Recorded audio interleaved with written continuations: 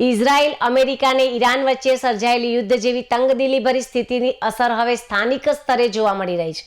આ આંતરરાષ્ટ્રીય સંઘર્ષના કારણે આગામી સમયમાં પેટ્રોલ ડીઝલની ભારે તંગી સર્જાશે તેવી આશંકા અને સોશિયલ મીડિયા પર વહેતી થયેલી વાર્તાને પગલે પાટણ શહેર અને જિલ્લામાં પેટ્રોલ પંપો પર વાહન ચાલકોનો ભારે ધસારો જોવા મળી રહ્યો છે। પાટણના વિવિધ પેટ્રોલ પંપો પર સવારથી જ ટુ વ્હીલર અને ફોર વ્હીલર વાહનોની લાંબી કતારો જોવા મળી હતી। યુદ્ધના કારણે સપ્લાય ચેઇન ખોરવાઈ જશે અને ઈંધણના ભાવમાં તોતિંગ વધારો થશે અથવા સ્ટોક ખલાસ થઈ જશે તેવા ડરથી લોકો ટાંકી ફૂલ કરાવવા ઉમટી પડ્યા છે। ઘણા સ્થળોએ ટ્રાફિક જામની સ્થિતિ પણ સર્જાઈ હતી। તો બીજી તરફ ગુજરાત સરકાર અને પુરવઠા વિભાગ દ્વારા આ બાબતે સ્પષ્ટતા કરવામાં આવી છે કે રાજ્યમાં પેટ્રોલ કે ડીઝલની કોઈ જ અછત નથી।